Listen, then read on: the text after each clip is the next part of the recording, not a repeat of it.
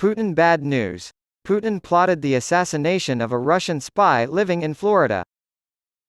Russian President Vladimir Putin has sent his spies abroad in search of enemies, but now they seem willing to try to eliminate a key U.S. government informant right here in the United States. Putin's campaign of targeted assassinations was boldly expanded by the operation, which sought to eliminate a CIA informant in Miami who had been a high-ranking Russian intelligence official more than a decade earlier. Even between intelligence services with a tense history, this marked a dangerous low point. Mark Polymeropoulos, a former CIA officer who oversaw operations in Europe and Russia, said, "The red lines are long gone for Putin. As in, he wants all these guys dead." Three former senior U.S. officials spoke on the condition of anonymity to discuss aspects of a plot meant to be secret and its consequences. They said the assassination attempt failed, but the aftermath partly spiraled into tit-for-tat retaliation by the United States and Russia. Top intelligence officials in Moscow and Washington were among those expelled and sanctioned as a result. Alexander Podiev, a former Russian intelligence officer, was the intended victim. His leaks prompted a multi-year FBI investigation that eventually uncovered 11 spies operating in deep cover across the East Coast in 2010.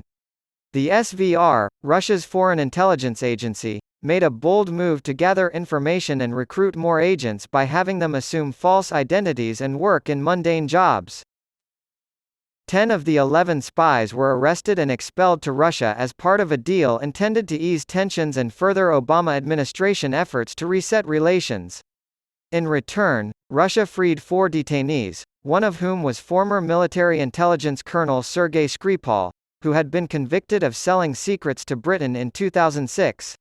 On June 29, an imprint of Little, Brown will release Spies, the epic intelligence war between East and West, in which the failed attempt to kill Podiev is revealed. Calder Walton, a professor at Harvard who specializes in intelligence and national security, wrote the book. The New York Times has confirmed his findings independently and is the first to report on the harsh repercussions of the operation and the subsequent retaliatory measures. A Kremlin official predicted that Podiev would be targeted by a hitman, or a Mercator, in Walton's book. Soviet agent Ramon Mercator entered Leon Trotsky's study in Mexico City in 1940 and smashed an ice axe into his skull. Walton, after speaking with 2 American intelligence officials, concluded that the operation was the launch of a modern-day Mercator, sent to kill Podiev. Assassins have long been used by the Russians to eliminate political opponents. According to a former intelligence official, Colonel Grigory Myronovsky, a biochemist who experimented with lethal poisons, is one of the most revered figures at SVR headquarters in Moscow. Putin, a former KGB officer, has made no bones about his contempt for intelligence defectors, especially those who help the West. The 2018 poisoning of Sergei Skripal in Salisbury, Britain, by Russian agents signaled a shift in Moscow's strategy and fueled concerns that it would not hesitate to use similar methods against American soil. Skripal and his daughter were exposed to a nerve agent, prompting a wave of diplomatic expulsions as Britain rallied the support of its allies to issue a strong response.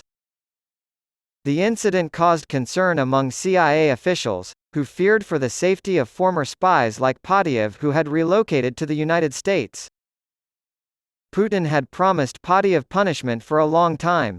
Podiev escaped capture by relocating to the United States, where he was resettled by the CIA as part of a top-secret initiative to safeguard former spies.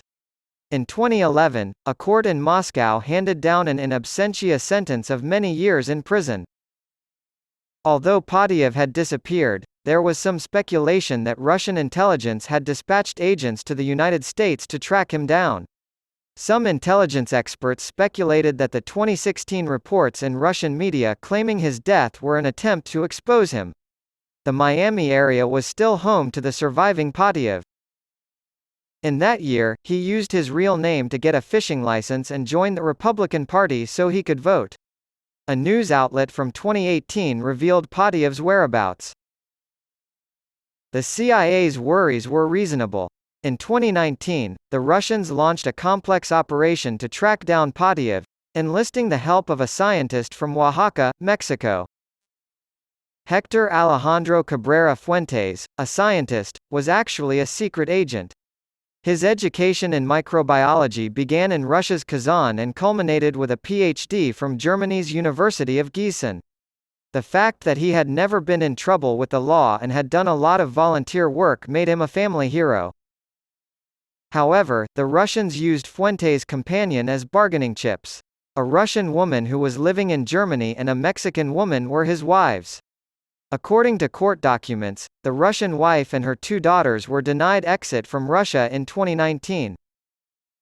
While Fuentes was there in May, a Russian official reached out to him and requested a meeting in Moscow.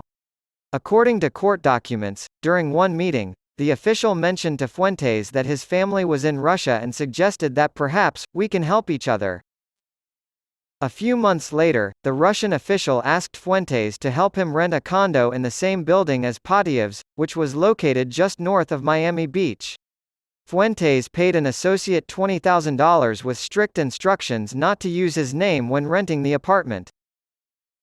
Fuentes visited Moscow in February of 2020, where he had another meeting with the Russian official who had previously described Patiev's car. The Russian advised Fuentes to track down the vehicle, record its license plate number, and make a mental note of its precise location. He cautioned Fuentes against taking photos in order to destroy potential evidence. Unfortunately, Fuentes botched the procedure.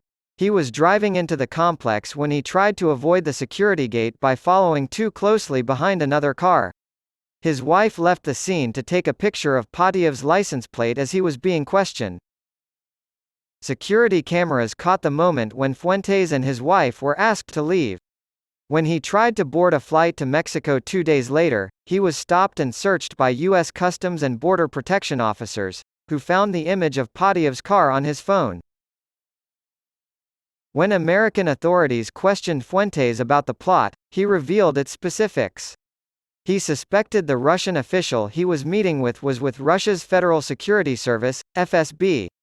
However, the SVR, the successor to the KGB, and the GRU, Russia's military intelligence agency, are typically in charge of covert operations abroad. Former government official says Fuentes was just gathering intelligence for the Russians, not realizing the significance of the target.